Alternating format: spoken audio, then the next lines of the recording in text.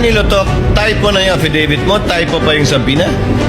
Hindi po. What are you looking at? The subpoena or the affidavit? Dalawa yan eh. What are you looking at, Attorney Lotok? Subpoena, Your Honor. So the subpoena is dated November 6. Okay. And the affidavit also is November 6. Dalawang typo carried over. Asan yung affidavit? Hindi ko pa nakita, ma'am, yung affidavit na November. Your Ikaw affidavit ang says pumirma November 6. eh. Okay, Mr. Presiding Judge, in my humble opinion, I think the errors in the investigation data form should be answered by the receiving office, and I think he's not, hindi siya talaga yung dapat sumagot sa mga katanungan na ibinabato sa kanya ngayon. Mukhang hindi siya really not qualified at sumasablay-sablay itong taon to. Thank you. Noted. Senator Judge Raffy Tulfo, dismayado sa testigong umuusig kay VP Sara Duterte na si NBI Director Attorney Jeremy Lotok.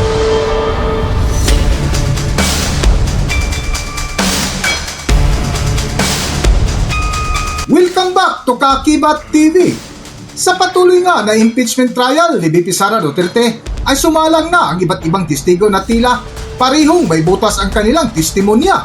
Nasa ikalawang testigo nga ay dito sumimplang na isa nga sa nakadiscovery ay si Senator Judge Amy Marcos nang makita ang affidavit at subpina ng testigo na puro sablay na ang idinahilan ay typographic error o typo na napakomento rin ang presiding judge na si Senator Chis Escudero. Attorney Lotok, typo na yung affidavit mo, typo pa yung subpoena? Hindi po. What are you looking at? The subpoena or the affidavit? Dalawa yan eh. What are you looking at, Attorney Lotok? Subpoena, Your Honor. So the subpoena is dated November 6. Okay. And the affidavit also is November 6. Dalawang typo carried over. Asan yung affidavit? Hindi ko pa nakita, ma'am, yung affidavit na November. Your Ikaw affidavit ang says pumirma November eh. 6. Pwede patingin ako. Yung affidavit of investigation mo na binigay, pati yung amended, carried over din. Yung first draft na rineject ng DOJ, yung ikalawa, parehong November 6. Pirmado ninyo eh. Page 6, Counsel, paragraph 14 of his affidavit of investigation.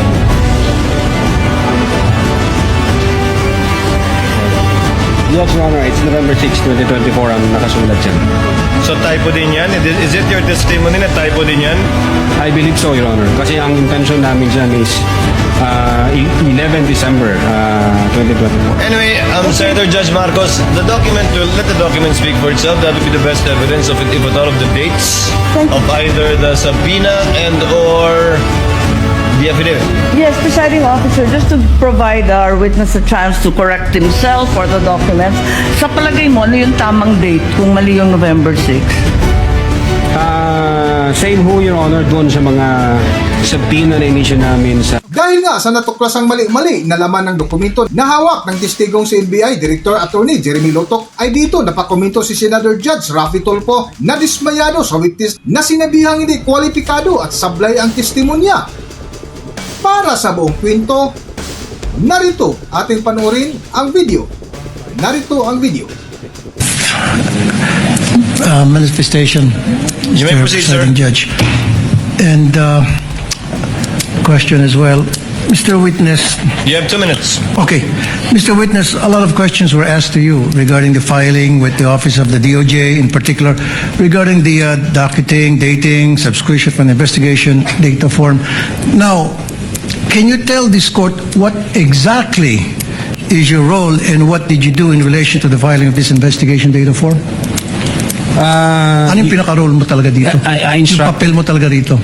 Yes, Your Honor. I instructed the executive officers as well as the agent on case to file our referral to the Department of Justice. So sila na ho ang nag-ayos niyan, sir, insofar as the investigation data form, insofar as other requirements. Ang instruction ko is comply with the requirement given by the Department of Justice, and then you submit it, and then kung ano yung kanilang guidance, you comply with it.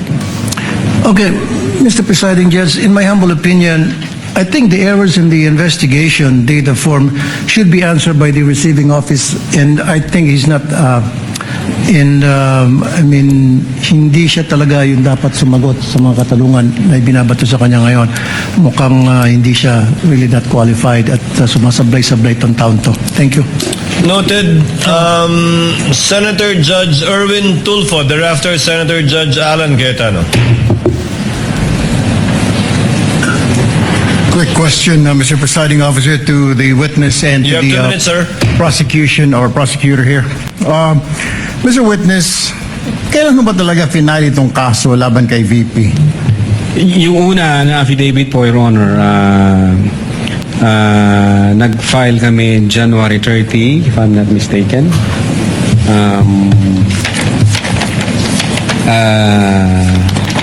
Taon po, anong taon? 2025, sir. 2025. And then nag-require po ang Department of Justice ng compliance dahil sabi nga nila nung una na certification insufficient for conduct of preliminary investigation and must be referred for a case build-up. Now, ang ginawa po namin, kinumply po namin yung kanilang mga requirements. And then, come 11 February 2025, niresubmit po namin yung aming affidavit of investigation, Your Honor. Nasa ano po itong kaso? Sampa na po ba ng DOJ o hindi pa? I think ongoing po ang preliminary investigation. 1 year preliminary. 1 year. Over 1 year. January to January is 1. February, March, April, May, June, July. Is that normal for the DOJ to conduct a preliminary about over a year, Mr. Witness? Di ko po masasagot, sir. Hindi ninyo masagot. Could it be, hindi po kayo nagtatanong sa kanila, Sir, ano problema? Bakit hindi po pa naisasampa sa korte yung aming isinampang kaso dito sa inyo? Hindi ko kayo nagtataka? Ang alam ko, sir, Your No, Honor. hindi kayo nagtanong po sa kanila kung bakit? May kulang pa po ba DOJ? Ano pong kakulangan? Pag ang referral po, Your Honor, is nasa DOJ na, hands off na ho kami doon. Sila ho ang magde-decide noon kung paano nila ipoprocess yung dokumento. Kaya nga, hindi po kayo nagtataka. Hindi kaya, sir, dito sa mga nakita po natin mga ebidensya rito, mukhang sablay-sablay, parang minadali ho ninyo. Ay kaya, nagkakaproblema ho tayo sa mga korte natin na i-dismiss sa mga kaso dahil kulang ang mga dokumento at parang minadali. But nevertheless, you don't have to answer me that. Let me direct my question now to the prosecutors. Mr. Prosecutor, Yes. ito po mga ebidensya na nakita ho natin, hindi pa ninyo ni-review na may mga nakita, hindi nyo nakita itong inconsistencies. Okay. Doon nga po sa sinasabi ng defense na pinirmahan, sinubscribe, pero mas maaga yung nga pagtanggap. Your Honor, as to whether we perused that, Your Honor, please, unfortunately, we were not party to the preparation of this No, but this was documents. submitted Yes, Your Honor. as evidence, right? Yes, Your Honor, please. Yes, Your Honor, please. That's why this Pero- witness is more than competent to answer that.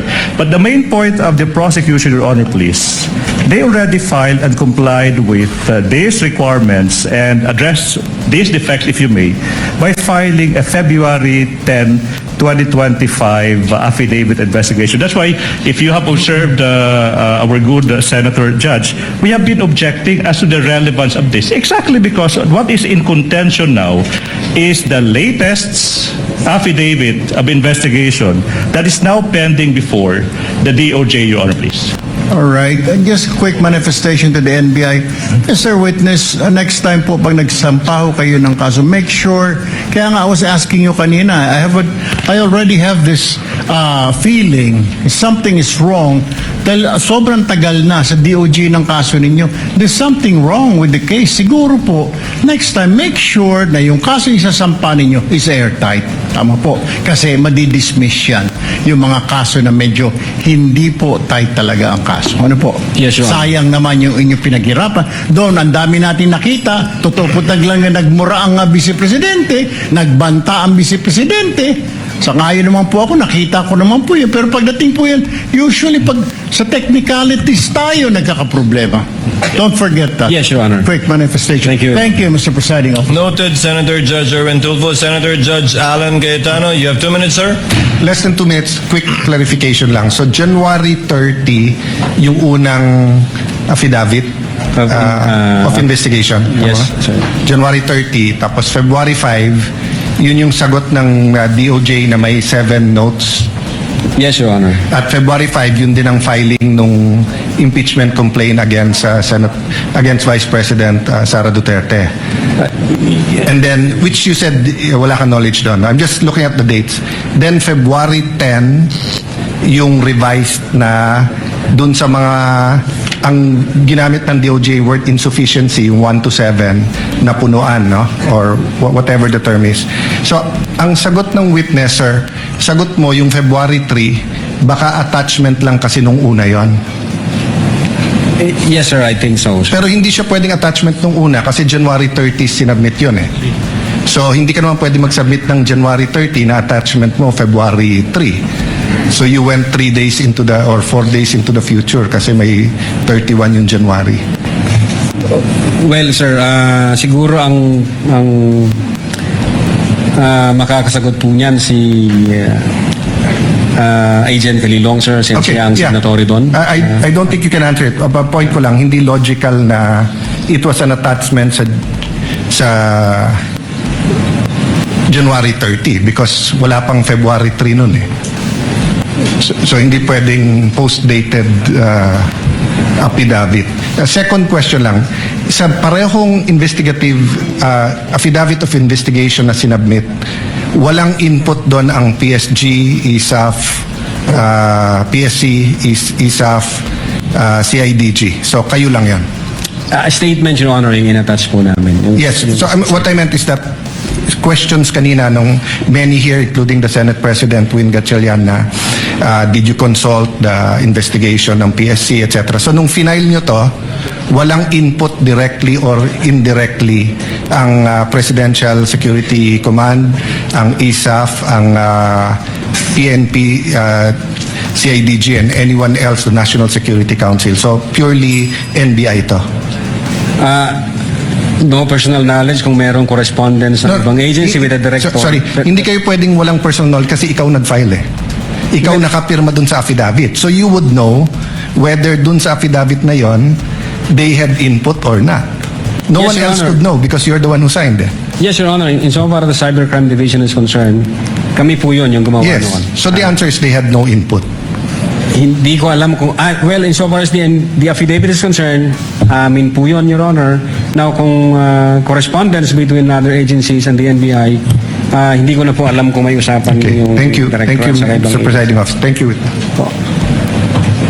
Thank you, Senator Judge Cayetano, Senator Judge Montiveros, thereafter Senator Judge Ejercito. Am I correct? Hanggang dito na lang muna ang ating video at kung nagustuhan nyo, huwag kalimutan mag-subscribe at pindutin nyo na rin ang notification bell para ma-notify kayo sa ating susunod na video. Maraming salamat!